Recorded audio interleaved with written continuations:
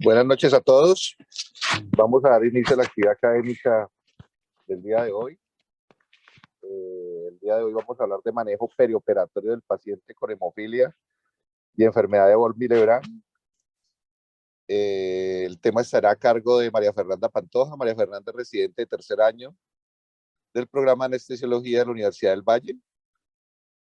Su tutor es el doctor Freddy Ariza, especialista en medicina perioperatoria y profesor asistente del Departamento de Anestesiología de la Universidad del Valle. Empecemos, María Fernanda y profe Ariza. Buenas noches a todos, ¿me escuchan? ¿Se me escucha Sí, te bien? escuchamos bien, se te escucha bien, sí. Bueno, buenas noches, mi nombre es María Fernanda Pantoja, como le dijo el doctor Caballero, yo soy residente de tercer año de Anestesiología y Reanimación de la Universidad del Valle. El día de hoy les voy a hablar sobre el manejo perioperatorio del paciente con hemofilia y enfermedad de Von Willebrand. Y mi tutor para esta charla es el doctor Freddy Ariza Cadena, ¿listo? Docente del Departamento de Anestesiología y a quien le agradezco mucho por su atención y todo su tiempo.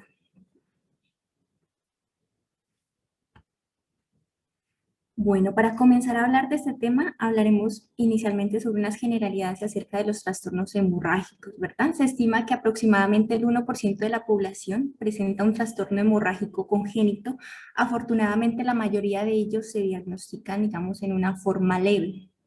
Incluso hay pacientes que no presentan sangrado en su vida diaria hasta que tienen pues un desafío hemostático, ya sea por una cirugía o un trauma. Por lo tanto, pues estos diagnósticos de estos trastornos hemorrágicos hereditarios leves puede ser un desafío importante y es muy importante que le hagamos un enfoque adecuado para garantizar el tratamiento médico en estos pacientes.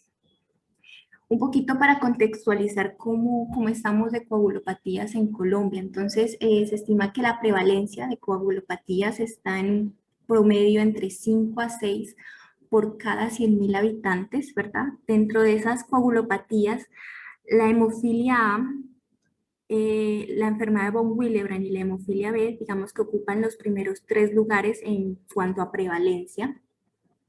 La enfermedad de Von Willebrand, ya lo veremos más adelante, pero tiene, digamos, una distribución por sexo y en este caso son las mujeres las que más lo presentan en quienes más se diagnostica, al contrario que en la hemofilia, que ya veremos pues por ser un trastorno ligado al cromosoma X, es casi que exclusivo de los hombres.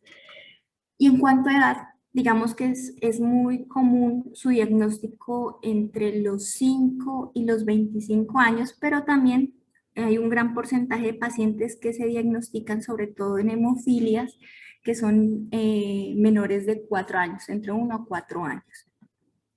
Dentro del abordaje inicial, debemos evaluar la tendencia hemorrágica del paciente y para ello es fundamental que nosotros extraigamos pues una historia personal y familiar detallada.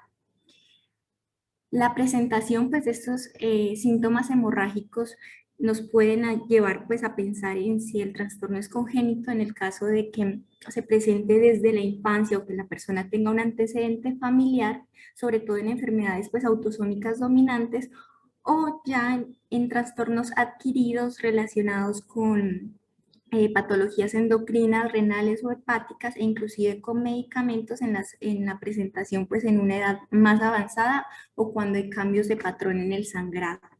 ¿Listo? De todas formas, pues la sintomatología no es muy específica para realizar un diagnóstico de un determinado trastorno. Y pues como un ejemplo de ello es el síntoma como de la menorragia que puede estar presente inclusive en el 17% de las mujeres sanas. El examen físico también tiene un uso limitado en estos trastornos hemorrágicos leves y pues van a ser las pruebas de laboratorio las que nos van a guiar más hacia el diagnóstico final.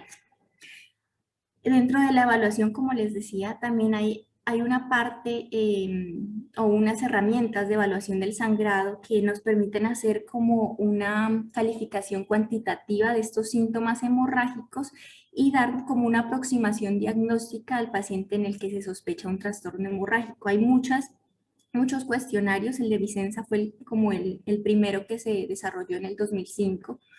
De ahí en adelante se han venido realizando unos ajustes para acortar el tiempo que se emplea realizándolos. Y pues ahora el más utilizado, digamos, porque permite su utilización en el adulto y en el paciente adulto y pediátrico, es el desarrollado por la Sociedad Internacional de Trombosis y Hemostasia en el 2010, que toma aproximadamente 20 minutos.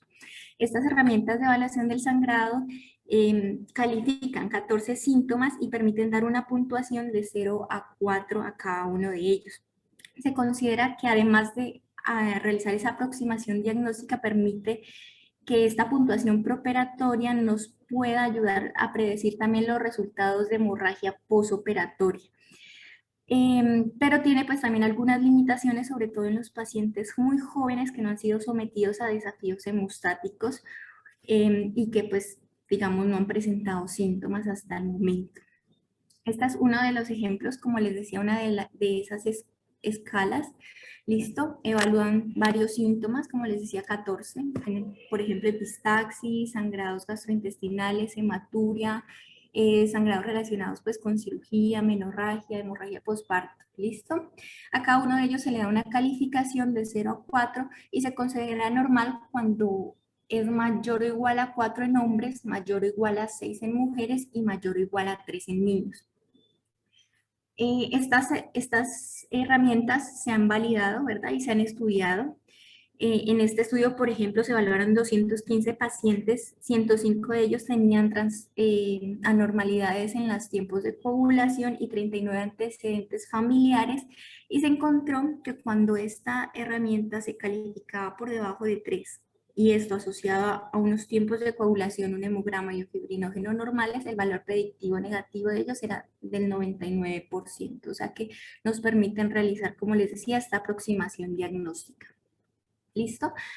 Esta imagen la traigo no para que, digamos, aprendamos cómo diagnosticar estos trastornos, sino que de pronto si en algún momento nos encontramos con un paciente al que sospechamos que podría padecer por un trastorno hemorrágico, podamos hacer como la primera parte del enfoque. Entonces, tenemos el paciente, como les digo, con sospecha del trastorno, además de hacer la historia familiar y personal, realizar esta escala de sangrado y el examen físico, podemos empezar solicitando un hemograma completo, ¿verdad? Descartar, como les decía, otras causas adquiridas, solicitando unas pruebas de función hepáticas o renales y solicitar tiempos de coagulación, ¿verdad?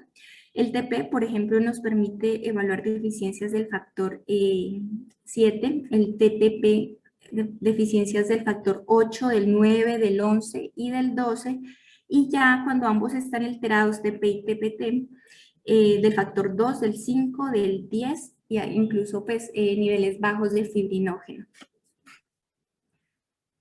Ya pues como les decía, ya el diagnóstico definitivo pues puede ser más una competencia del hematólogo, pero digamos que esto nos podría pues enfocar un poquito más sobre si se trata de un trastorno de la hemostasis primaria o secundaria.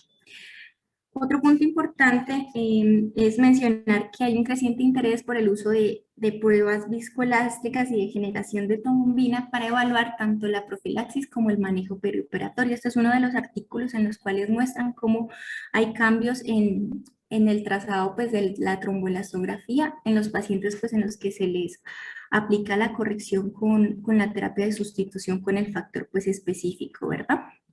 Listo. Entonces, el día de hoy vamos a hablar de dos trastornos hemorrágicos congénitos, los más frecuentes, como les decía, la hemofilia y la enfermedad de von Willebrand, que tienen en común que se caracterizan por ser un estado de hipocoagulabilidad en la cual hay un aumento del riesgo de hemorragias, tanto durante como después de la cirugía.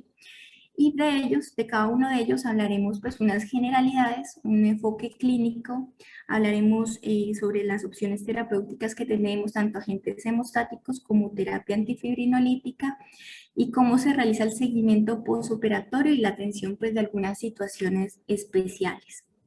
Entonces, en primera instancia hablaremos de hemofilia. Recordemos que la hemofilia es un trastorno hereditario recesivo ligado al cromosoma X. En ella hay una mutación en este cromosoma de un gen, ya sea el 8, el F8 o el F9, que codifica tanto el factor 8 como el factor 9. Esto causa que haya una disminución, una falta de actividad biológica de dicho factor.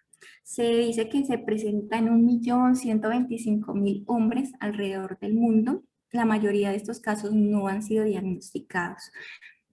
Entonces, la tipo A, en esta va a haber una deficiencia del factor 8. Esta es mucho más común que la B, 5 a 6 veces más común. Entonces, se presenta en 24 de cada 100.000 hombres. Y 30% de esos pacientes van a presentar nuevas mutaciones en estos genes, o sea, no tenían antecedente familiar. El tipo B, la deficiencia en este caso es del factor 9 y se presenta en 5 de cada 100.000 hombres. Como les decía, pues afecta casi que exclusivamente a los hombres. ¿Listo? Se dice que una madre portadora tiene pues la probabilidad de heredar hemofilia en un 50% pues, de sus hijos, hombres. Y en el caso de que haya un padre portador, este lo heredará pues heredará el gen a sus hijas y pues estas serán pues mujeres portadoras del gen de hemofilia.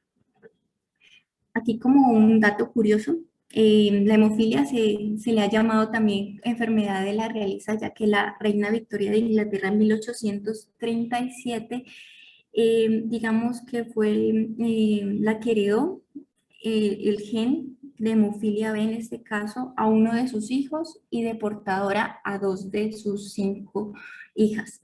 ¿Listo? Entonces, por eso recibe este nombre. En cuanto a la fisiopatología, recordar que el factor 8 es un factor que se produce tanto en hígado, en mayor medida, como en el riñón, el vaso y el endotelio. Es un factor de coagulación que es muy lábil, que es susceptible a degradación proteolítica cuando se encuentra en forma inactiva y que viaja casi en su totalidad un 95% unido al factor de von Willebrand que lo protege de esa degradación. ¿Listo? El factor 9, tanto el factor 9 como el factor 8, forman el complejo tenaza intrínseco, que es pues fundamental en la fase de propagación. Y al haber pues esta incapacidad de formar este complejo, se va a producir insuficientes cantidades del factor 10A, por ende de trombina y por ende de fibrina. Entonces ahí está como la dificultad o la alteración que tienen estos pacientes para coagular. ¿Listo? ¿En quiénes vamos a sospechar hemofilia? Entonces, hay pacientes, como les decía, que van a presentar síntomas muy leves asociados pues a retos hemostáticos. En este caso pues van a presentar un sangrado posterior a un procedimiento médico, ya sea venopunción o un acceso venoso central o después de un trauma o una cirugía. Sin embargo, habrán pacientes con síntomas mucho más severos en los cuales haya sangrados espontáneos, se formen hematomas fáciles, hayan epistaxis, por ejemplo, sangrado de las encías o ya sangrados pues en articulaciones, músculos o tejidos blancos y serían pues estos los que pensaríamos que podrían tener alguno de estos trastornos congénitos hemorrágicos. Listo, en estos pacientes vamos a realizar un historial médico, un historial de sangrado y vamos a averiguar pues sus antecedentes familiares, sobre todo en hermanos, abuelos, tíos o primos maternos. Y pues el diagnóstico definitivo lo realizaremos midiendo estos niveles de factor 8, factor 9 y ya realizando pruebas genéticas. Nuevamente, se les solicitará a todos un hemograma completo, unas pruebas de coagulación. En este caso, generalmente el TP es normal, el PTT puede ser normal o prolongado, sin embargo, que ambos estén normales no excluye el diagnóstico. Tiempo de sangría ya no se utiliza, carece de sensibilidad y especificidad y ha sido reemplazado por otras pruebas como la PFA 100, que es una prueba de función plaquetaria que en estos casos va a estar normal. También se pueden realizar estudios de corrección en los cuales se mezcla el plasma del paciente con un plasma normal y permiten identificar que hay una deficiencia de algún factor de coagulación, o ya ensayos de factores mucho más específicos de una etapa o cromogénicos en los cuales nos van a permitir realizar el diagnóstico inicial. La sintomatología o la gravedad de estos síntomas van a estar relacionados con el grado de deficiencia. Entonces, los pacientes se clasifican en 3 grados. Severos cuando hay menos de 1 unidad por decilitro, o sea, hay un nivel de actividad del 1%, y ellos son los que van a presentar, como les decía, sangrados espontáneos de articulaciones y músculos.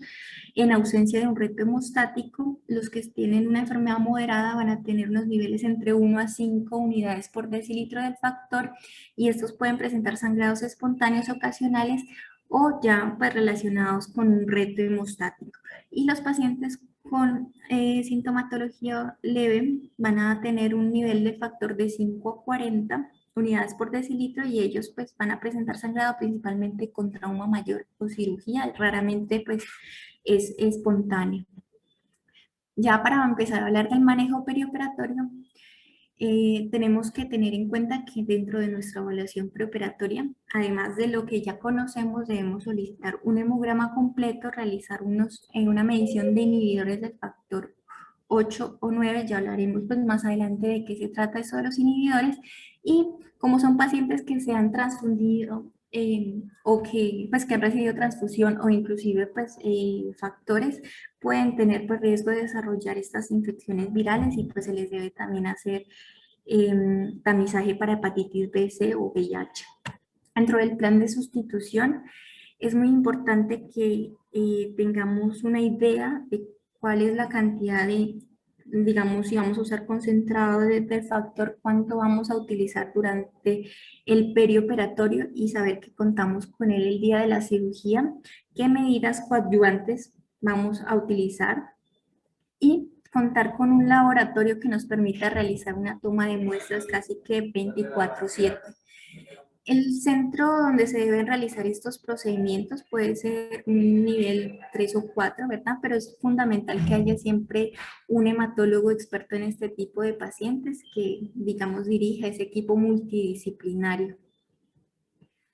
Bueno, dentro de las estrategias terapéuticas con las que contamos, tenemos los inhibidores de la fibrinolisis, la terapia ya de reemplazo específica, el factor como tal, las medidas hemostáticas locales que son, digamos, más relacionadas con la parte quirúrgica, los selladores de fibrina, etcétera, y los análogos de vasopresina.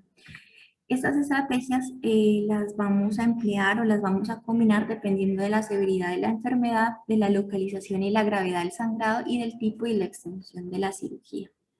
Entonces, eh, para, para empezar a hablar de estos dos agentes hemostáticos, primero pues la desmopresina. Recordemos que es un análogo de la vasopresina, un análogo sintético de la vasopresina. Se puede utilizar en estos casos aprovechando el efecto que tiene de liberación del factor de von Willebrand desde el endotelio vascular. La dosis que se emplea es de 0.3 microgramos por kilo intravenoso, se debe diluir en 50 a 100 mililitros de solución salina y se debe administrar en 20 a 30 minutos. Estas dosis se pueden repetir a las 12 o 24 horas cuando es necesario, y está indicada principalmente en hemofilia A leve. No tiene ningún valor en la hemofilia B, ¿listo?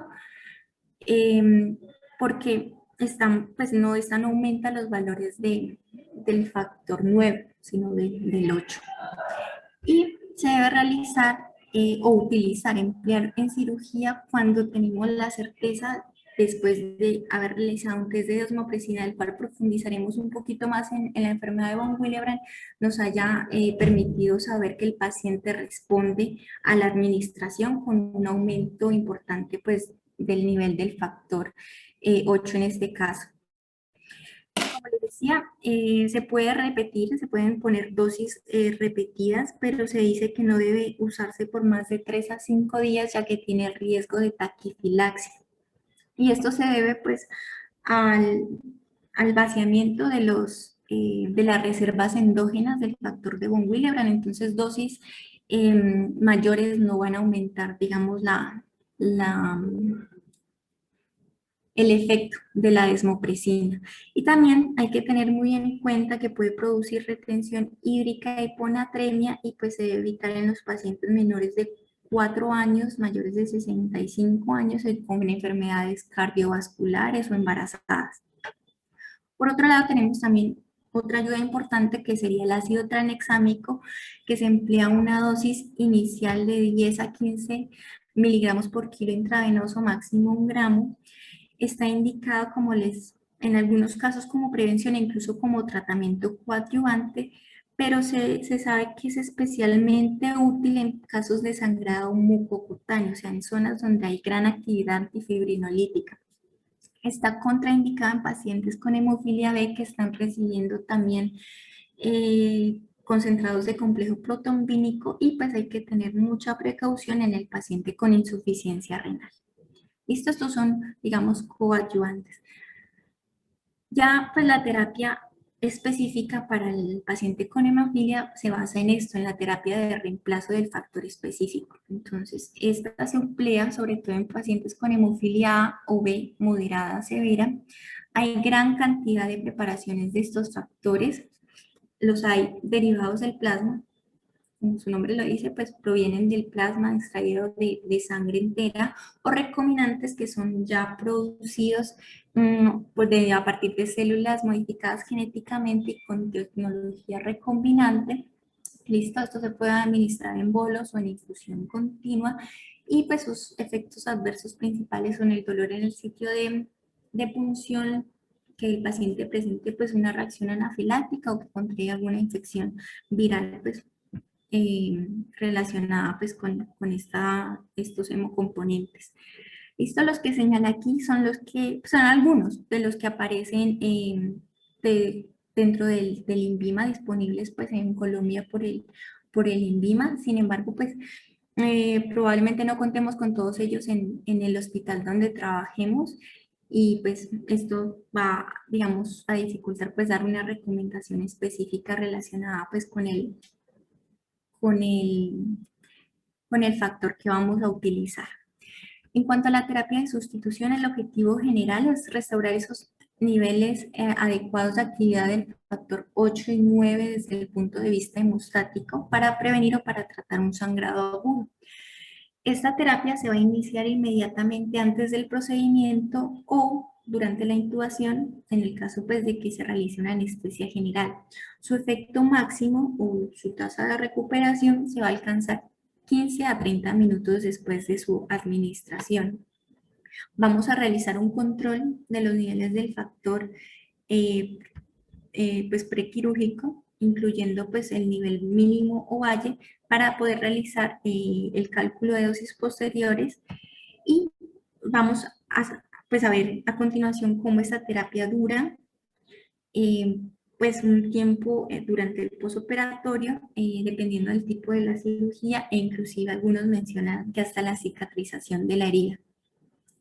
Entonces, la tasa de recuperación es ese valor o sí, esa cantidad de factor que aumenta al administrarse una unidad por kilo del factor correspondiente. Entonces, cuando administramos factor 8 a una unidad por kilo, esperamos que los niveles en sangre del factor 8 aumenten 2 unidades por decilitro.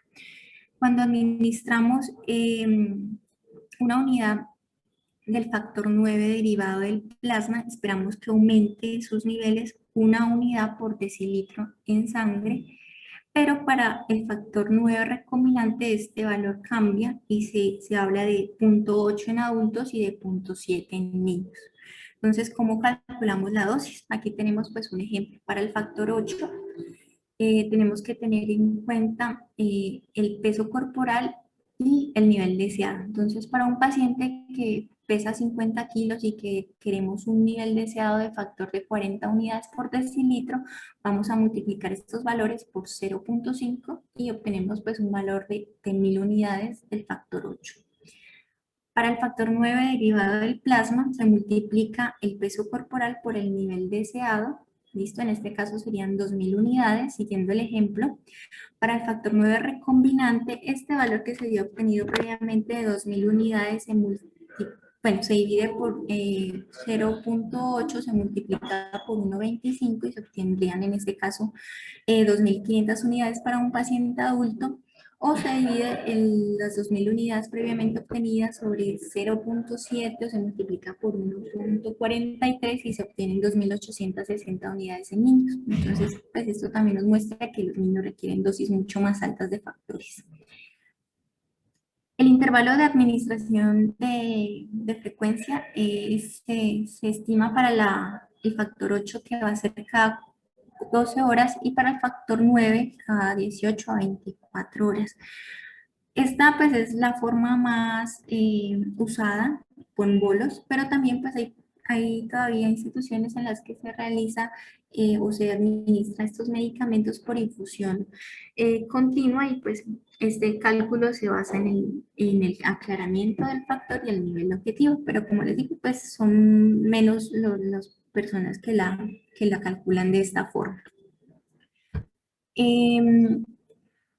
Idealmente, las dosis posteriores deberían basarse pues, en la vida media y en la tasa de recuperación del factor. Y hay incluso estudios que evalúan modelos farmacocinéticos que pues, nos ayudan a predecir pues, las dosis subsiguientes.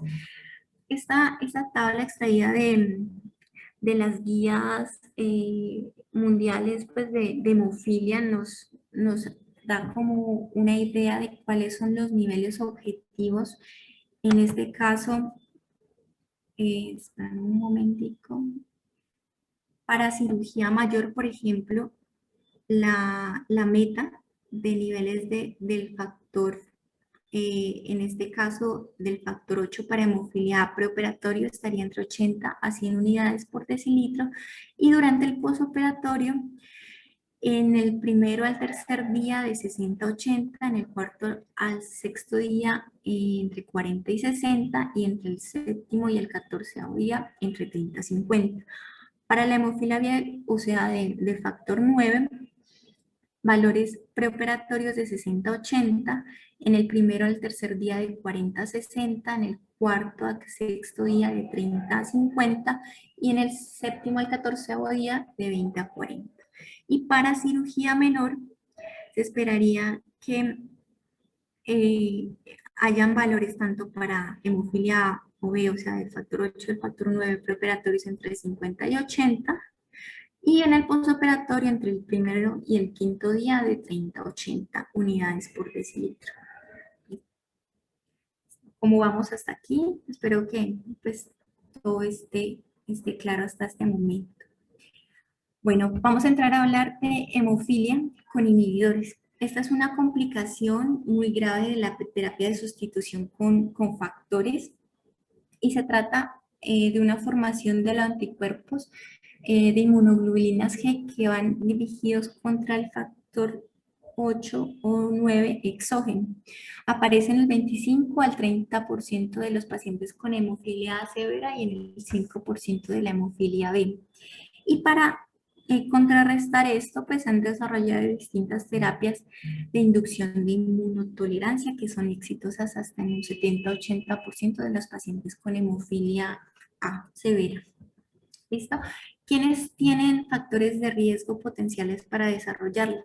Los pacientes con antecedentes familiares de formación de inhibidores, los pacientes africanos o hispanos, pacientes con hemofilias, sobre todo severas, pacientes que han requerido terapia de reemplazo intensiva, o sea, un trauma, una cirugía mayor, el genotipo pues, de la hemofilia, y se ha propuesto que también se ha visto relacionado con el tipo del factor, ya sea derivado del plasma o recombinante, pero pues esto todavía no se ha logrado esclarecer del todo.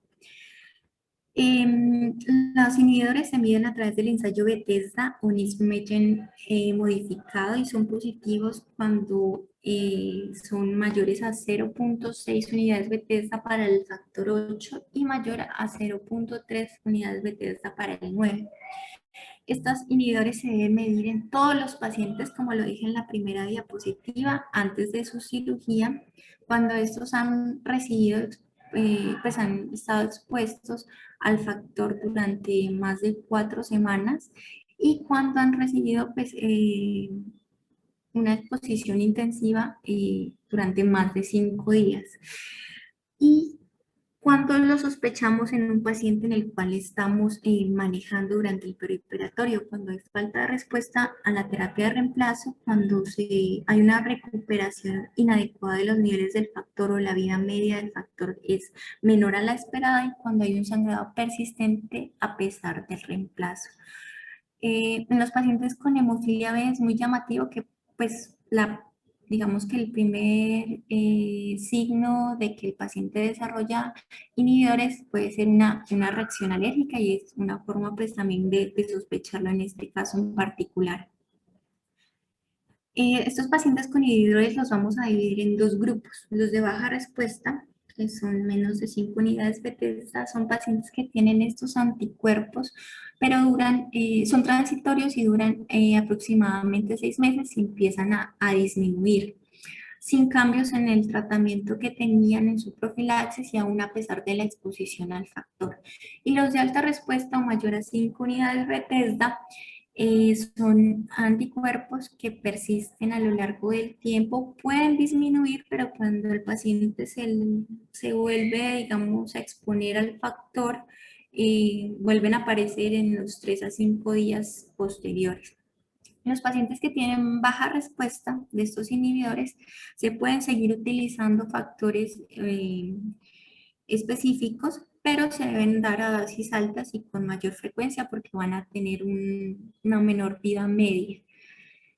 En los pacientes con alta respuesta nos quedan dos opciones, el factor 7 recombinante activado y el concentrado de complejo de protrombina activado, y el factor de 8 porcino, pues que es como menos utilizado.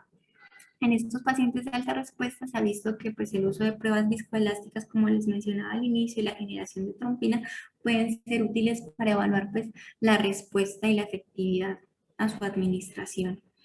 Entonces, estos agentes de derivación se administran de la siguiente forma. El factor recombinante, el 7 recombinante activado, se puede administrar en dosis en el preoperatorio de 90 a 270 microgramos por kilo. Y idealmente se va a iniciar con dosis muy bajas y se van pues titulando. En el posoperatorio se continúan de 90 microgramos por kilo cada 2 horas por 48 horas y luego cada 3, 4, 6 horas los días 3, 5 y 8 respectivamente. Para el concentrado de complejo de protrombina activado, la dosis preoperatoria está entre 75 y 85 unidades por kilo y en el posoperatorio se continúa 70 unidades por kilo cada 8 horas al menos 3 días con un máximo de 200 unidades por kilo.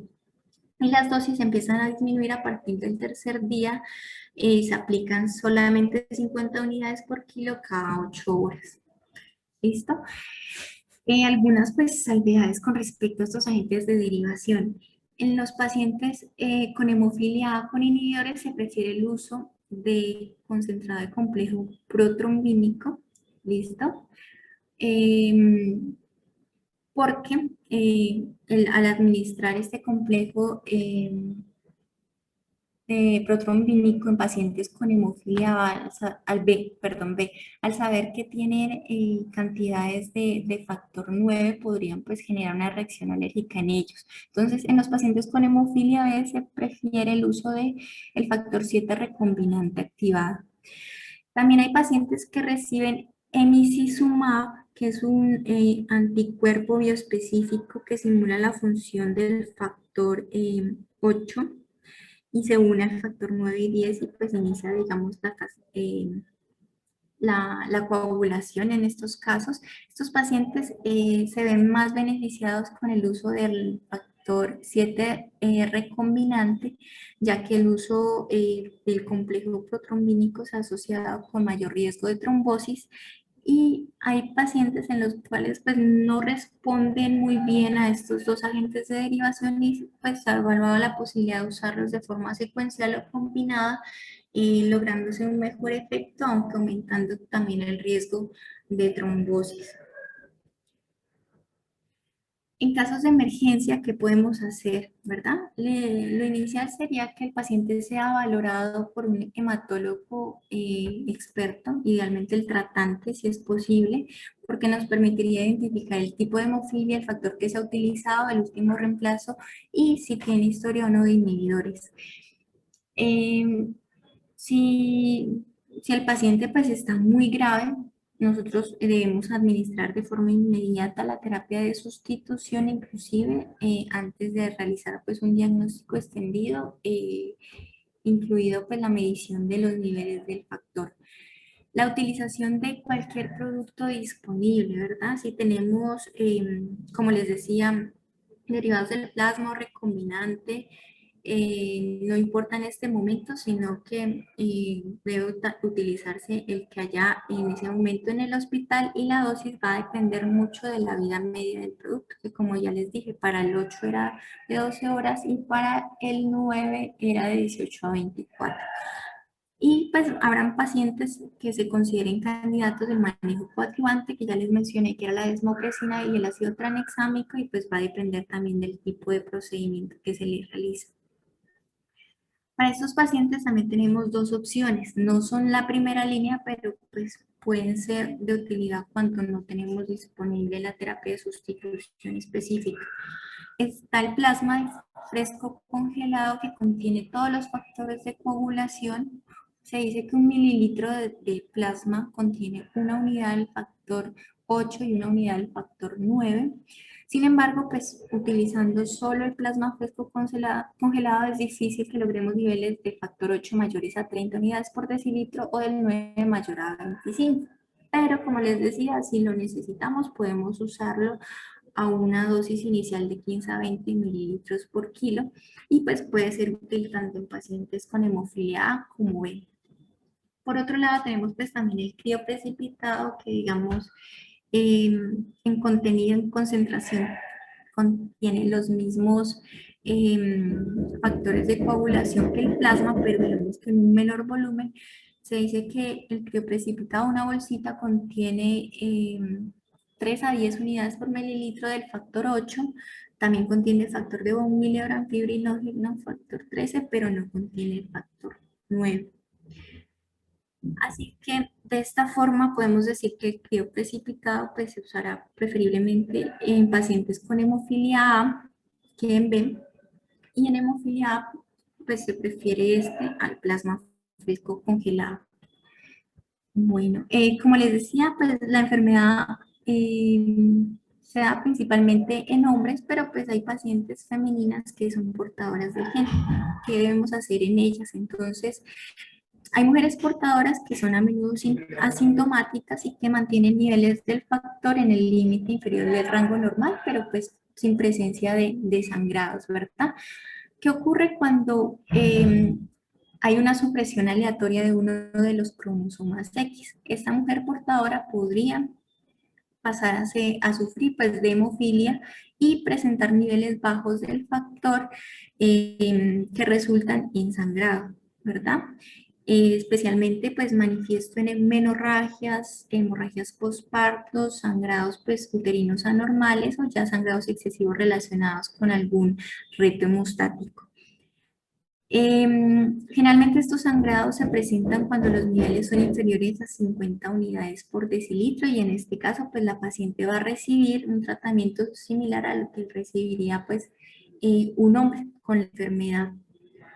Es muy importante tener en cuenta que todas las portadoras potenciales y obligadas de hemofilia deben realizarse la medición de estos niveles del factor antes de la cirugía o de un embarazo. Y las portadoras potenciales realizarse las pruebas genéticas confirmatorias. Durante el embarazo, pues es muy importante que con ellas se establezca un plan definido de parto y de anestesia obstétrica.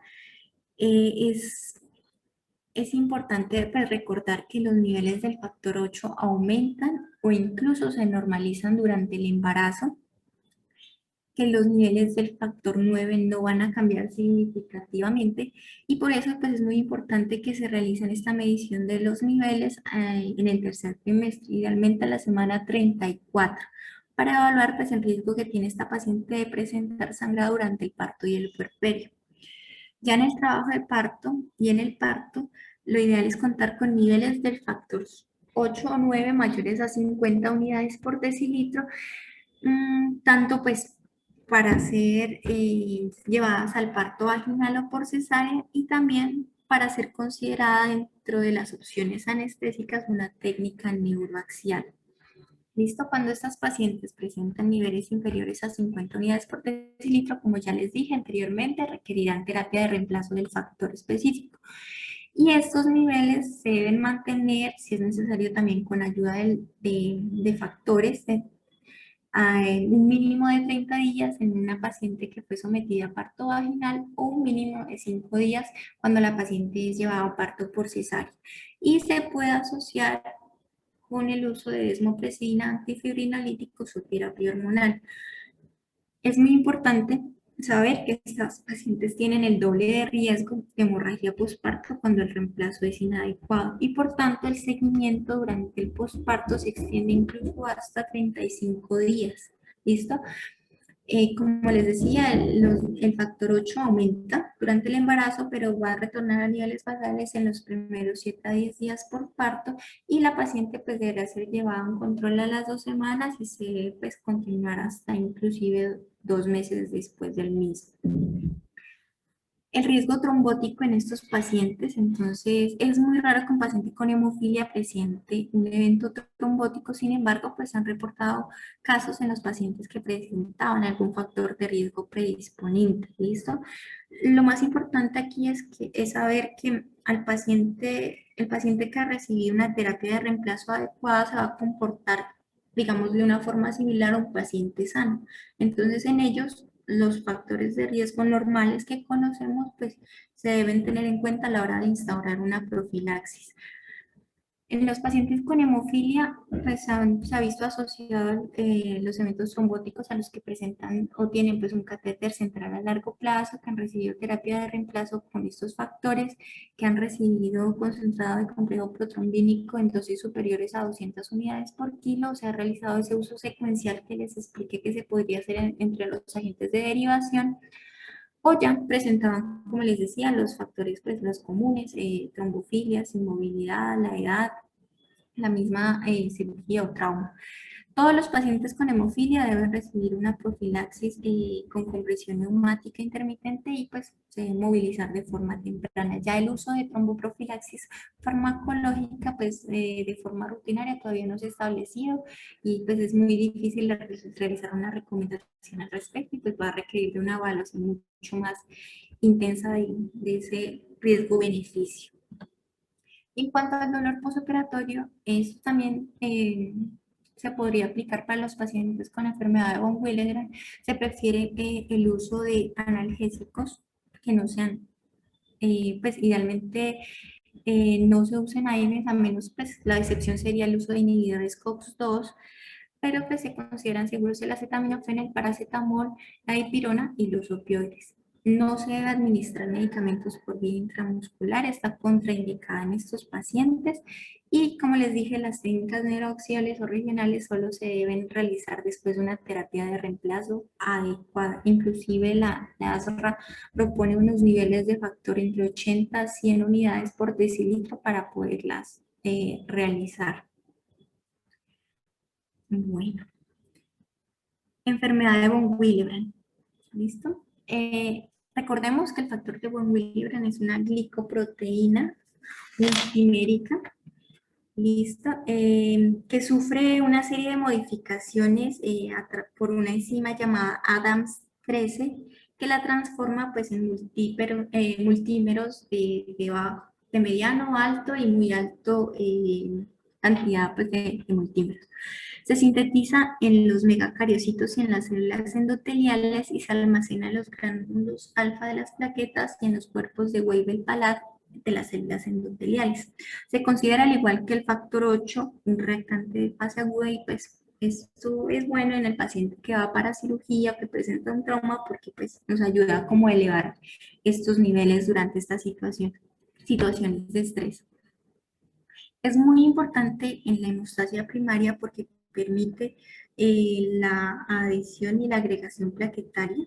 La plaqueta pues se une al subendotelio a través de su unión con el colágeno y a otras plaquetas a través de la glicoproteína 1B. Y también participa en la hemostasia secundaria, como ya les mencioné, al transportar el factor 8 inactivado y prolonga su vida media, que sería, si estuviera libre de 2 horas, hasta 12 horas cuando viaja unido a este. Bueno, es una patología hemorrágica muy frecuente, se estima que el 1% de la población general la padece y se manifiesta, bueno, se da por unos efectos cuantitativos y cualitativos del factor de von Willebrand. Tiene una herencia autosómica dominante, hay que la tipo 3 es una excepción. Presenta una penetrancia incompleta. Esto quiere decir que no todos los pacientes que presentan la mutación se manifiestan pues con síntomas y una expresión variable, que es como que los síntomas varían entre todos los pacientes que tienen la enfermedad de von Willebrand. Y existen 6 tipos. El tipo 1 es el más frecuente.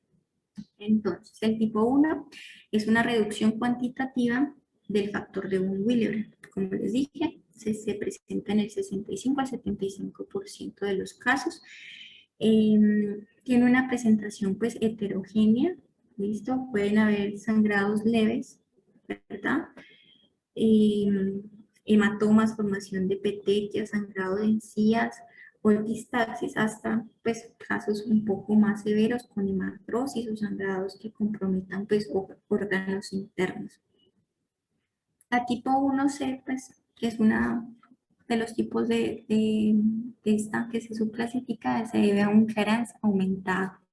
El tipo 2 hay una alteración cualitativa, esta es menos frecuente, ocurre en el 20 al 30% de los casos y se subdivide en 4 subtipos y reflejan pues, la función alterada de este factor. ¿Listo? El 2A, hay una ausencia de multíperos de alto y de intermedio peso molecular y hay una menor afinidad por la plaqueta.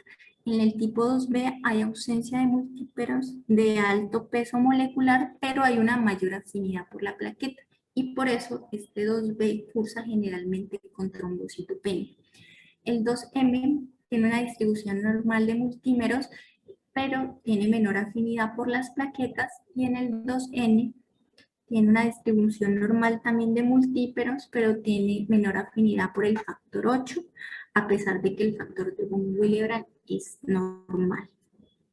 Y el tipo 3 se trata de una ausencia o reducción severa del nivel de la cantidad de factor de von Willebrand y se da solamente en el 1% de los pacientes y cursa también con niveles bajos del factor 8. Estos pacientes van a presentar sangrados severos, espontáneos en su mayoría, interarticulares y también mucocutáneos, porque recordemos que el trastorno de la enfermedad de von Willebrand es un trastorno de la hemostasia primaria, y pues estos se ven muy relacionados con el sangrado de mucosas. Generalmente tiene una aparición temprana, a edades, como les decía, menores de 4 años, y esta es de transmisión autosómica recesiva.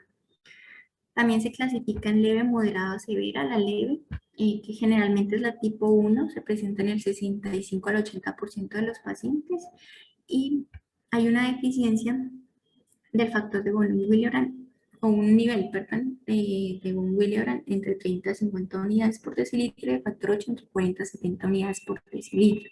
La moderada se puede presentar en el tipo 2B, 2M, 2N y en el 1 es menos frecuente y el nivel de factor de von Willebrand está entre 10 a 30 y el del 8 entre 20 y 40.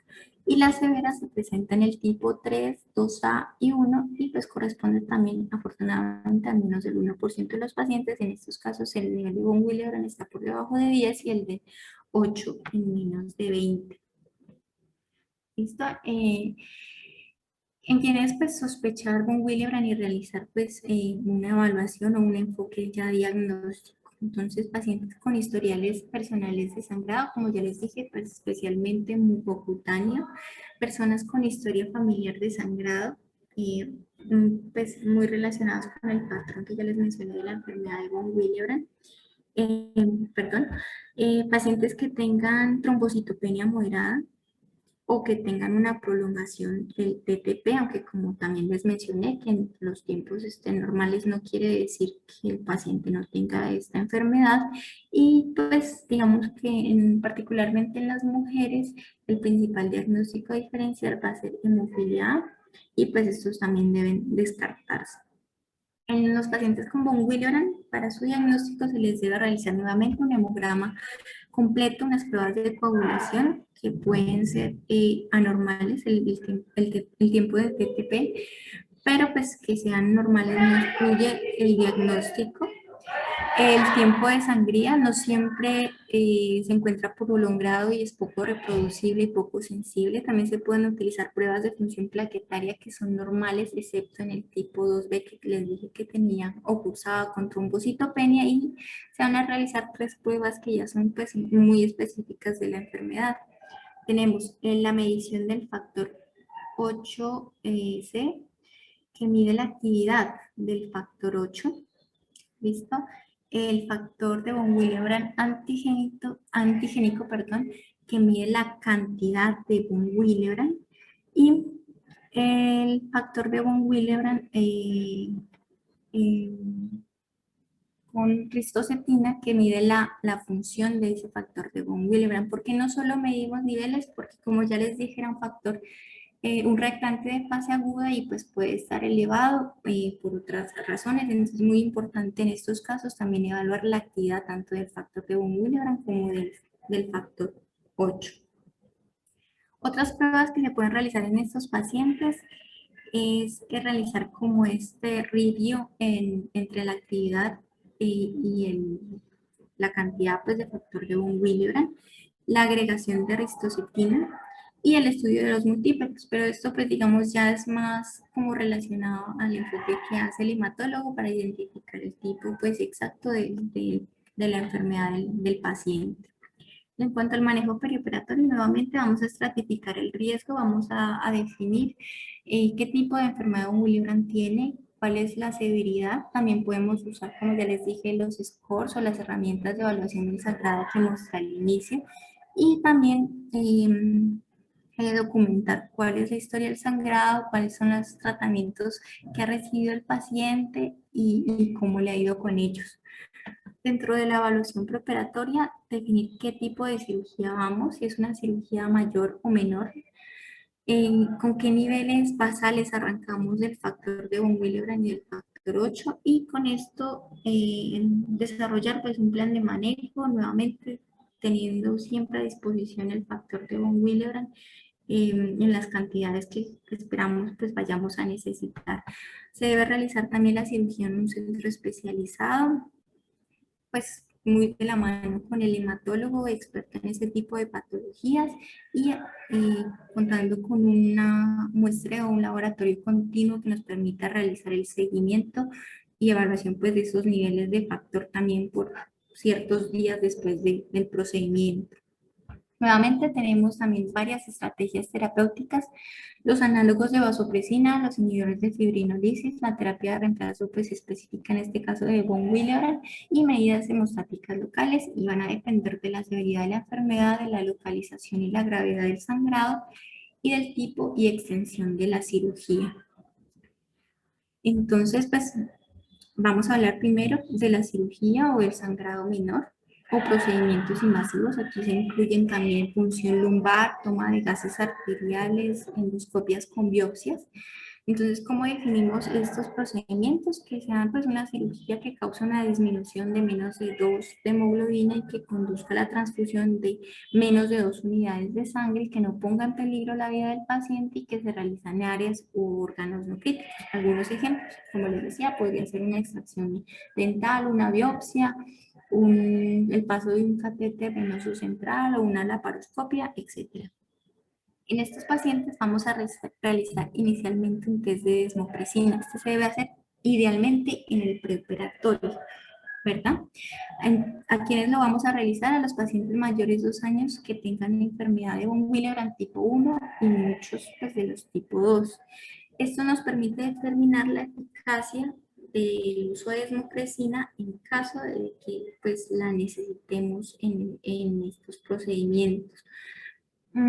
Se debe hacer inclusive después del diagnóstico de enfermedad de von Willebrand, porque la desmopresina también se considera, pues está dentro de las herramientas de profilaxis para estos pacientes.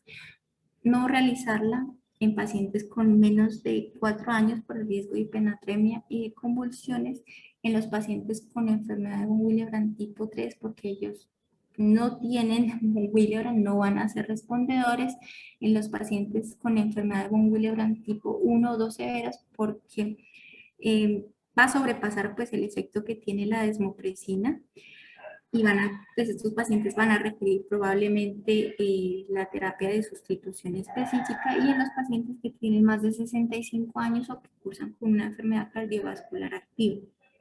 ¿Cómo se hace? Entonces aplica una dosis, la misma dosis de la que habíamos mencionado en hemofilia, 0.3 microgramos por kilo en 50 mililitros de solución salina, pasará 20 a 30 minutos, y si el paciente ya venía con su manejo profiláctico utilizando desmopresina intranasal, se puede usar también esos puff. En un paciente mayor de 50 kilos, 2 puff, o menores de 50 kilos, un puff. Y vamos a evaluar su respuesta a la 1 o a la segunda hora. La idea es que los niveles del factor de von Willebrand aumenten entre 3 a 5 veces sobre su nivel basal. Idealmente que lleguen a 50, pero en algunos procedimientos digamos que podríamos realizarlos con 30 unidades por decilitro.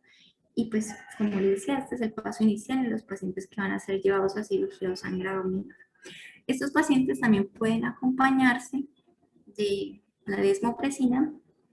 La dosis ya la conocemos, se va a administrar 40 o 60 minutos antes de la cirugía, y muy importante, no usar más de 3 a 5 días, nuevamente por el riesgo de taquifilaxia. Podemos usar también la desmopresina intranasal que venía usando el paciente, se debe administrar 2 horas antes, 0.2 microgramos por kilo. Nuevamente es efectiva en los pacientes, en la mayoría de los pacientes con enfermedad de von Willebrand tipo 1, idealmente los que tienen niveles del factor de von Willebrand por encima de 30 unidades. Por debajo puede considerarse casi que inefectivo. No administrar en el paciente con enfermedad de von Willebrand tipo 3 o tipo 2 moderado que hayan tenido poca respuesta al test, y precaución. ¿Listo? Aquí les voy a mencionar el paciente con enfermedad de von Willebrand tipo 2B, que al administrarse la desmopresina puede aumentar esa trombocitopenia que ya tenía, entonces también se considera una contraindicación. El ácido tranexámico, por otra parte, es un coadyuvante, no es la terapia como tal, pero nos puede ayudar a disminuir ese sangrado. Se usa también intravenoso en 10 miligramos por kilo, 30 minutos antes de la cirugía, y se puede continuar hasta 48 de 32 horas después, o se puede iniciar inclusive en el preoperatorio 24 a 48 horas antes de la cirugía, administrándose de forma oral cada 8 horas. Este ácido tranexámico puede ser el único tratamiento en estos pacientes, en los que tienen enfermedad tipo von Willebrand tipo 1, que tengan un nivel de factor mayor a 30 unidades por decilitro, que tengan un fenotipo hemorrágico leve y que vaya a ser llevado a un procedimiento que involucre las mucosas, ¿listo? Que sea un procedimiento menor, por ejemplo, una cirugía dental. Habrán pacientes en los cuales, a pesar de que se ha llevado pues, a una cirugía menor o un procedimiento invasivo, pues no sean estas medidas lo suficientemente eficaces, y pues requieran la utilización de concentrados de factor de von Willebrand. En este caso se utilizarán dosis iniciales de 40 a 60 unidades por kilo, seguido por 20 a 40 unidades por kilo cada 12 a 48 horas. ¿Listo? Como les dije, la indicación en los pacientes tipo 1 o 2 severos, y en el tipo 3, sangrados que no hayan sido controlados con la desmopresina, que hayan tenido pues una poca respuesta al test de desmopresina que se realizó de forma preoperatoria, o que tengan alguna contraindicación. En cuanto a esta terapia de sustitución de concentrados de factor de von Willebrand, recuerda que hay 3 tipos. Hay también un recombinante ¿Listo? Este carece de factor 8, va a poseer, a diferencia del derivado de plasma, más multíperos de alto peso molecular y tiene una vida media más larga. Este generalmente cuando se usa normaliza el factor de von Willebrand inmediatamente, pero el factor 8 requiere un tiempo entre 12 a 24 horas para realizar pues, un aumento en los niveles de forma gradual. Por lo tanto, cuando el paciente cursa con un sangrado excesivo o va a ser llevado a cirugía emergente, va a requerir que se le coadministre en ese momento factor 8 recombinante.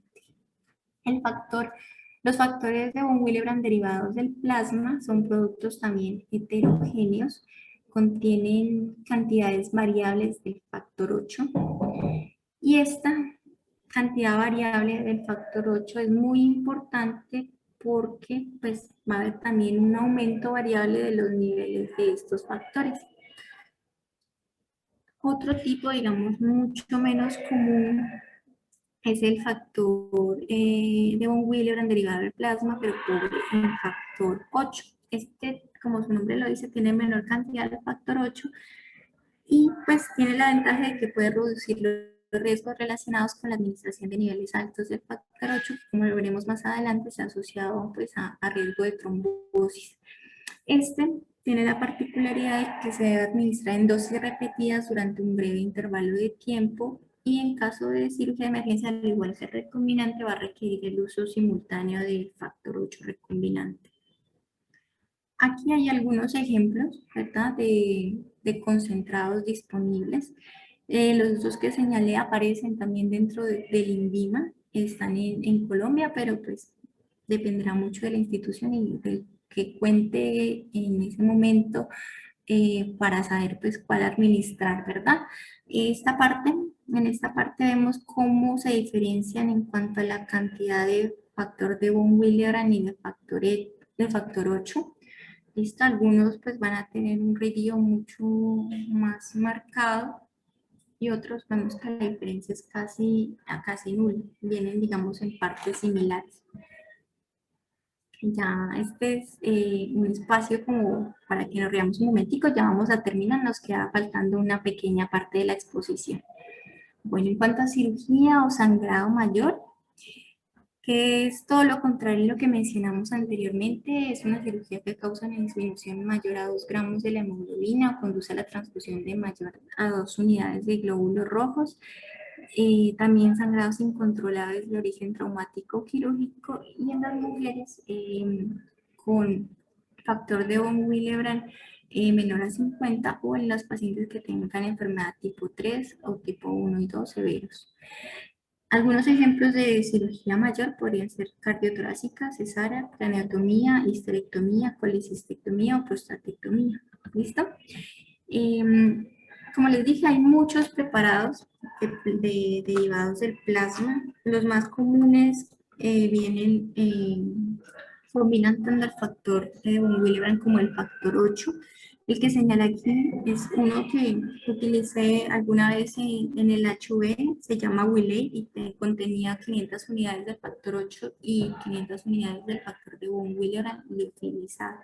La dosis se administra de la siguiente forma, 40 a 60 unidades por kilo intravenosas y en el caso de que sea una enfermedad tipo 2 o 3, se administran 60 a 80 unidades por kilo y esta dosis, bueno, la mitad de esta dosis se va a continuar administrando cada 8 a 24 horas y también se pueden emplear en forma de infusión, pero esta es mucho menos común. El objetivo es elevar esos niveles del factor 8 y el factor de von Willebrand hasta 50 unidades por decilitro. Hay que tener precaución con la acumulación del factor 8 porque se ha visto que niveles mayores a 200 unidades por decilitro o 200% aumentan el riesgo de trombosis y pues es muy importante dentro del manejo de ir a hacer un control estricto de los niveles tanto de actividad como en cantidad del factor 8 y del factor de von Willebrand, tiempos de coagulación e inclusive pruebas de función plaquetaria. Sin olvidar pues, el uso de agentes antifibrinolíticos. que ya les había mencionado, como el uso pues, del tranexámico. En cuanto al seguimiento postoperatorio, se van a evaluar tanto los niveles del factor 8 como los del factor de von Willebrand durante los días posteriores a la cirugía. Se dice que para una cirugía menor el control diario se debe realizar por al menos 1 a 5 días o hasta la cicatrización de la herida, intentando mantener unos niveles objetivos mayores a 30 unidades por decilitro. Y para cirugía mayor, el control se realiza de forma diaria los siguientes 7 a 14 días hasta cicatrización de la herida, tratando de mantener un nivel objetivo de 50 unidades por decilitro. En cuanto al factor recombinante, como les mencioné, muy importante, como ese aumento es gradual del factor 8, su inicio de lactosa 24 horas antes del procedimiento con un control 2 horas previo. Y en cuanto al el derivado de plasma por en factor 8, se debe iniciar 2 a 24 horas también antes de cirugía y repetir esta dosis 1 hora antes del procedimiento. En la paciente obstétrica, durante el embarazo se van a medir tanto los niveles del factor de von Willebrand como el factor 8. Recordar que en estas pacientes la enfermedad puede ser mucho más grave, la trombocitopenia mucho más marcada y puede empeorar sobre todo en los pacientes con tipo 2B. Se deben medir sí o sí los niveles del factor de von Willebrand, del factor 8 y las plaquetas en el segundo o tercer trimestre, idealmente antes de la semana 34. Y el plan anestésico se podrá decidir en compañía pues, de la paciente, utilizando, pues, tomando la decisión de realizar anestesia neuroaxial o regional cuando estos valores, si están muy bajos, por debajo de 50, se consideran pues que se han corregido a pesar pues del uso de del factor pues de von Willebrand y del factor 8. Se considera que una paciente puede realizarse la anestesia neuroaxial cuando estos valores se encuentran entre 50 y 150 unidades por decilitro. En cuanto al tratamiento de hemorragias, se puede usar tanto el concentrado de factor de von Willebrand como el antifibrinolítico, buscando, como les dice, mantener siempre niveles mayores de 50 unidades, y se puede utilizar también desmopresina para profilaxis en procedimientos que no sean invasivos. En el periodo del parto y posparto, estas pacientes pues se les realizará cesárea solo por indicaciones obstétricas, ¿listo? Deben mantenerse los niveles por encima de 50 unidades al menos 3 a 5 días después del parto, y si a la paciente se le puso un catéter epidural, debe mantenerse por encima de 50 al menos 6 horas después de retirado dicho catéter. Si la paciente respondía a desmopresina, se puede administrar después del inicio del trabajo de parto, cerca al momento del parto, intervalo de 12 horas por 4 dosis por el riesgo de taquifilaxia, hiponatremia, retención hídrica, ya lo mencionamos. Y el ácido tranexámico puede ser de aquí una herramienta muy utilizada, inclusive se puede administrar hasta 7 a 14 días postparto. Se puede emplear tanto en pacientes con enfermedad tipo 1, con niveles bajos de von Willebrand, y se considera pues seguro en la lactancia. ¿Listo? Una parte aquí muy pequeñito sobre el síndrome de von Willebrand adquirido, que tiene una prevalencia de 1 en 2.500 pacientes, o sea, de 0.04%. Este se puede dar por 2 etiologías o 2 grupos grandes de etiologías, una inmune, mediada por anticuerpos. Algunos ejemplos de enfermedades que lo pueden ocasionar podrían ser las gamapatías monoclonales, las enfermedades autoinmunes, o también enfermedades no inmunes relacionadas, por ejemplo, con proteólisis por el shear stress, en el caso de los pacientes con estenosis aórtica, cardiopatía obstructiva, leak paravalvular. En esta proteólisis lo que hay es como una degradación por la enzima ADAMS-S aumentada, y pues lo que hace es partir ese von Willebrand en multímeros muy pequeñitos que no son, digamos, buenos agentes, pues no participan de una forma tan buena en la hemostasia. También hay otras causas relacionadas con absorción en células o proteínas, como en el caso del tumor de Wilms o algunos mielomas, con proteólisis, como en el caso de la coagulación intravascular diseminada, la cirrosis descompensada, el mieloma múltiple, Síntesis disminuida en el caso de patologías endocrinas como el hipotiroidismo. ¿Cómo lo podemos pues, sospechar? Una enfermedad pues, que predisponga a su desarrollo asociado pues, a un sangrado muy importante. Como les dije, es la característica de los trastornos de la hemostasia primaria. Se les puede realizar a estos pacientes un laboratorio completo, un coagulograma y la triada pues, de laboratorios que mencionamos, midiendo tanto la actividad como el nivel del factor de von Willebrand y el 8, y se va a tratar la causa y se va pues, a reponer la deficiencia del factor, ya sea con concentrados o con desmopresina, dependiendo pues, de la gravedad del sangrado, y se puede apoyar uno pues, en el uso de antifibrinolíticos en casos en que pues, haya riesgo de muerte o no haya otras terapias disponibles, pues el factor recombinante, el factor 7 recombinante activado o inmunoglobulina, dependiendo pues, si la causa es una enfermedad autoinmune. El riesgo trombótico, pues, muy similar a los pacientes con hemofilia, la tasa de eventos trombóticos es muy baja, de 0.048%. Lo mismo si los niveles de factor de von Willebrand se han corregido, estos pacientes van a tener los mismos factores de riesgo pues, que se emplean para la población normal. Sin embargo, pues se ha visto que los pacientes que han tenido una exposición prolongada a niveles elevados del factor 8 y del factor de von Willebrand con niveles plasmáticos, especialmente el 8 mayores a 150 unidades por decilitro, pues eh, hay un alto riesgo de trombosis venosa, entonces se deben evitar superar estos niveles, ¿verdad? Todos los pacientes que estén sometidos a un reemplazo de factor de von Willebrand y tengan riesgos, factores de riesgo para desarrollar trombosis, inmovilidad, cirugía, edad, ¿verdad?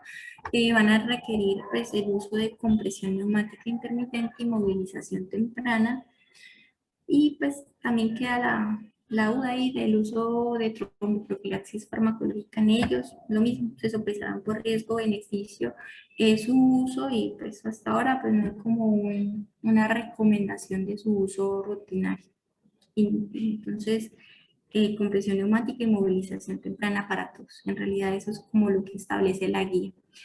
Y ya para terminar, para llevar a casa, mencionarles o voy a hacer como un énfasis que son pacientes que deben ser llevados a estos procedimientos idealmente pues de forma programada, una cirugía electiva, y que de la adecuada planificación pre, intra y postoperatoria va a depender el éxito de estos pacientes, que se requiere pues un enfoque de manejo individualizado, multidisciplinario, ¿listo? Encabezado generalmente por un hematólogo, pero que es muy importante que nosotros como anestesiólogos estemos familiarizados con el manejo de estos pacientes durante el perioperatorio, lo de la reposición de los factores, el uso de coadyuvantes, y pues como toda esta evaluación del fenotipo de la enfermedad, riesgo de sangrados y de los tratamientos que el paciente ha recibido.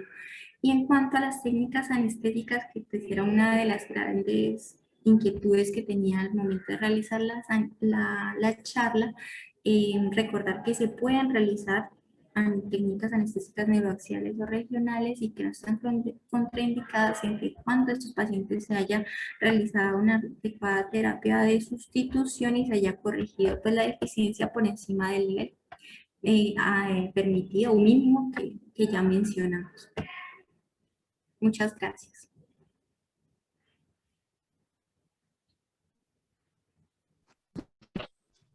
Muchas gracias, María Fernanda. Doctora Arisa. Bueno, no, sí, felicitar a la doctora Pantoja porque ha hecho una revisión tremendamente amplia de este tema. Es un tema que para muchos es un tema harto por la cantidad de detalle que tiene, pero ella lo supo resumir y quizá la tendencia, o sea, los mensajes para llevarse a casa, como ella lo dice, pues son muy claros, y es que estas enfermedades, que a pesar de que no son frecuentes, en algún momento de nuestras etapas profesionales vamos a encontrar y vamos a estar expuestos a este tipo de pacientes, tiene que hacernos pensar en que deber estar preparados para incluirnos dentro del equipo multidisciplinario que atiende estas patologías. Ustedes se dan cuenta que cada vez el afinamiento en las intervenciones es mayor y la fragmentación proteica que se puede hacer que muchos laboratorios ya tienen y que muchos países, no solamente digamos, desde el punto de vista de industria, sino ya como gobiernos han implementado, permite que estos factores específicos estén disponibles para el público. Nosotros estamos todavía en un tema, digamos, en pañales de poder tener un apoyo del Estado en términos de fragmentación de proteínas. Ya hay una planta de fragmentación de plasma en Medellín que va a comenzar a funcionar en los siguientes años y es probable que ya tengamos una reducción en los costos estos liofilizados o estos concentrados de factores que por ahora pues tienen, digamos, son costosos, pero eso no quiere decir que no sean el manejo de elección para estos pacientes que pueden llegar a necesitar. Acuérdense que la enfermedad von Willebrand es una causa muy frecuente de hemorragia no diagnosticada en las mujeres jóvenes, ¿no? Que se debuta en el momento de un aborto, de un posparto. Muy importante pues tenerlo en cuenta en estas pacientes. Y cómo, además de la utilización de los concentrados, pues en el caso de la enfermedad von Willebrand o de la hemofilia, la utilización de los antifibrinolíticos, específicamente el ácido tranexámico, se vuelve como un coadyuvante que hace una sinergia muy buena en la parte de, digamos, optimización de la agregación y de la adhesión plaquetaria, en donde estas proteínas, específicamente von Willebrand y factor 8, están bastante implicadas, ¿ya? Creo que el tema es poder hablar el mismo idioma con el hematólogo. Estos pacientes deben estar siempre pues de la mano de un hematólogo que haga con nosotros equipo para sacar a estos pacientes adelante. Las complicaciones definitivamente son funestas y son prevenibles, entonces vale la pena conocer más o menos algunos detalles que son lo básico para el tratamiento. Felicitaciones, doctora Pantoja. Muchas gracias, doctor. Jorge, puedes hablar. Buenas noches, ¿sí me escuchan bien? Sí, se te escucha bien, Jorge. Sí, doctor. Bueno, primero lo mismo, felicitaciones porque pues es un tema que todos hemos revisado, pero pues a todos se nos olvida. Es muy extenso y el abordaje fue muy pragmático, muy útil. Mi pregunta pues radica específicamente en un caso que tuve en la semana pasada de un niño de 7 años con una hemofilia severa con presencia de inhibidores. Pues en uno de los sitios donde yo trabajo me tocó estar con ese niño para un lavado peritoneal y un cambio de un catéter de diálisis peritoneal, porque pues además de la enfermedad hematológica, pues él tenía una enfermedad renal crónica estadio 5 y ese catéter de diálisis peritoneal ha sido un inconveniente, se ha tenido que reintervenir en varias oportunidades y siempre se llena de coágulos.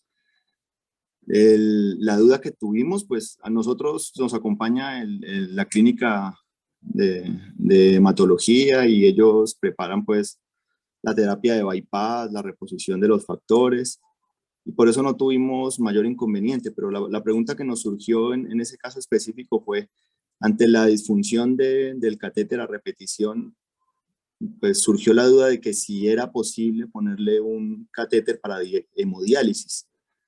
En ese momento, como no teníamos muy claro si el riesgo de sangrado iba a ser mucho mayor por los diámetros de estos catéteres, ni sabíamos exactamente si el seguimiento iba a ser diferente a un procedimiento pues convencional, pues se habló con nefrología y se decidió en últimas esperar, pero a mí también me surgió pues esa inquietud. ¿Hay de pronto algún abordaje diferente para la colocación de esos catéteres, para procedimientos intravasculares, cuando se hacen dilataciones o se colocan pues diámetros muy grandes? Pues además de obviamente usar la guía ecográfica y tener cierta experiencia en hacerlo, si eso aumenta el sangrado en los días posoperatorios, o hay que hacer algún manejo particular. Le cuento mi experiencia, doctor. Nosotros tuvimos, pues, durante el fellow de hemostasiología, tuvimos casos similares de pacientes con coagulopatías congénitas que llegaban a estos estadios de falla renal, de disfunción renal terminal, y muchos de ellos tenían catéteres de hemodiálisis. Es decir, el hecho de tener tantas complicaciones con un catéter de CAPD definitivamente está haciendo el llamado a que este paciente no es un candidato para tener ese tipo digamos, de diálisis. Pues la preparación para la colocación de estos catéteres es prácticamente la misma preparación para cualquier tipo de procedimiento invasivo, y se hacían y no tenían ningún problema. Estos pacientes usualmente hacen un muy buen, digamos, fibrosis del trayecto y convivían con sus catéteres sin mayor problema. Esa es una opción que se le puede dar a ese paciente. Esa es la verdad. Bueno, profe, muchas gracias.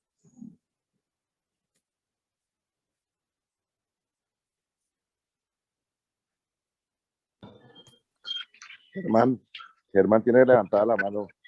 Buenas noches a todos. ¿Me escuchan bien? Sí. Sí, señor. Listo. Quiero la felicitación para María Fernanda. Excelente desarrollo y presentación de la conferencia en el tema. El tema me parece muy interesante y pues también me trae como el recuerdo de un caso que alguna vez nos citaron por asociado a un evento con una materna. Entonces, no sé, pues para traerlo nuevamente a colación y discutir desde la parte de lo que se revisó. Entonces, me acuerdo que esa materna tuvo un catéter peridural para una analgesia de trabajo de parto, tenía una enfermedad de von Willebrand, no se le había hecho la reposición de factores y tuvo el parto. En el parto tuvo el sangrado, fue un poco mayor pues, de lo esperado, pero pues allí fue controlado en el alumbramiento y pues se hizo el manejo activo del alumbramiento y demás. Pero la complicación sucedió al momento de retirar el catéter de la analgesia peridural, que empezó a sangrar ahí, que tanto que hubo necesidad de activar código rojo por el sangrado asociado a la punta del catéter. Entonces ya ahora, pues en retrospectiva, ¿qué recomendaciones daría cuando, pues lastimosamente no fue como muy bien en su momento analizado el caso en el que la paciente se da como cuenta de forma tardía el diagnóstico del von Willebrand después de ya colocado el catéter de analgesia? Entonces, allí, ¿cuál sería como ya la recomendación? Porque la paciente no presenta un sangrado mayor, en una hemorragia posparto, pues asociado al alumbramiento, pero sí al retiro del catéter, porque pues no se había hecho todavía una adecuada reposición. Ya cuando se hace la reposición, ya se logra pues controlar el sangrado que tenía asociado al retiro del catéter. Entonces, ya ahora, ¿cuál sería la recomendación para esos casos de que forma inadvertida, por algún motivo, no se tiene claro el diagnóstico de von Willebrand y en este caso específicamente de las maternas? Gracias. Doctora Pantoja, si quiere, hable usted a ver qué, y después yo participo. Listo.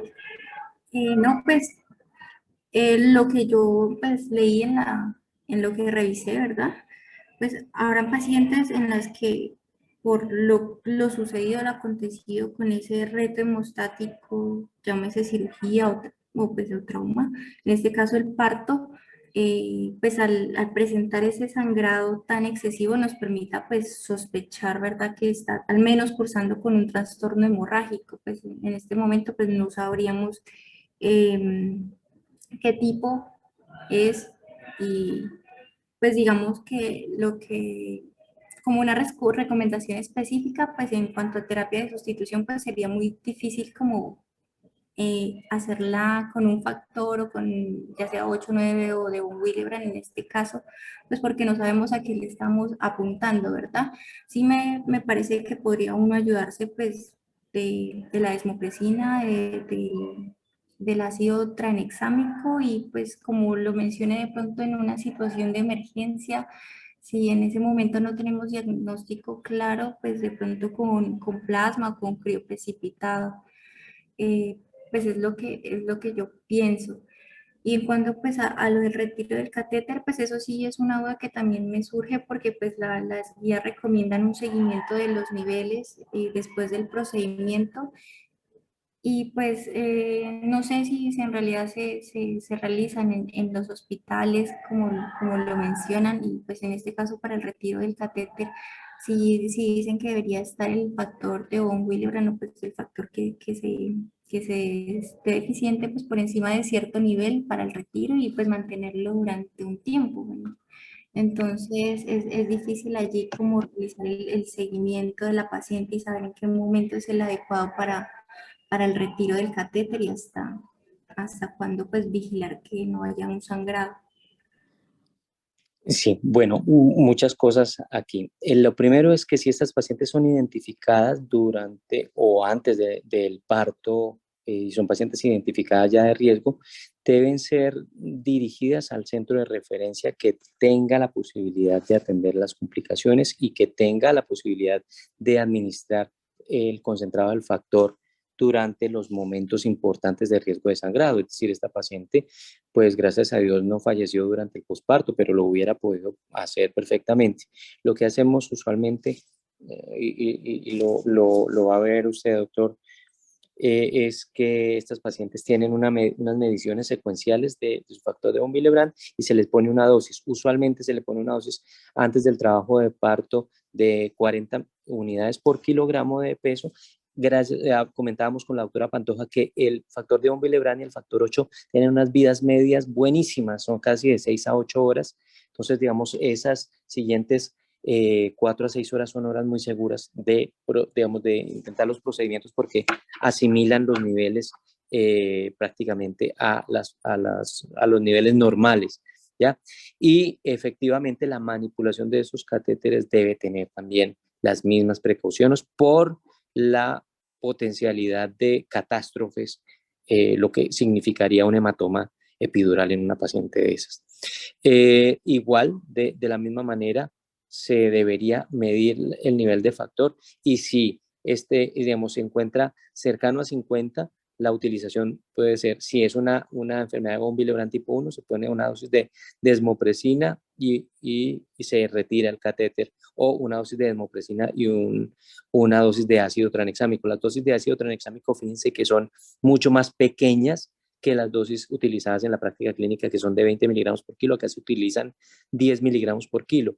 Entonces, creo que adentrarse o mejor, aventurarse a quitar un catéter sin estas maneras, sin la medición, pues eso es una lotería.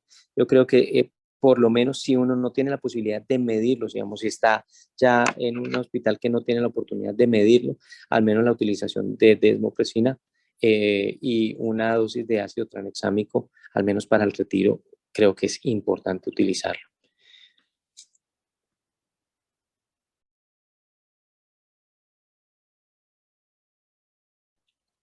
Bueno, no sé si habrá más preguntas, yo creo que podemos ir a casa, ¿no? Sí, ya no, creo que no, nadie más está levantando la mano, doctora Arisa. Muchas gracias por acompañarnos el día de hoy. No, a ustedes por la invitación. Muchísimas gracias, doctora Pantoja. Un abrazo. Cuídense mucho. Una feliz noche. Muchas gracias a todos. Feliz Muy noche. bien todo.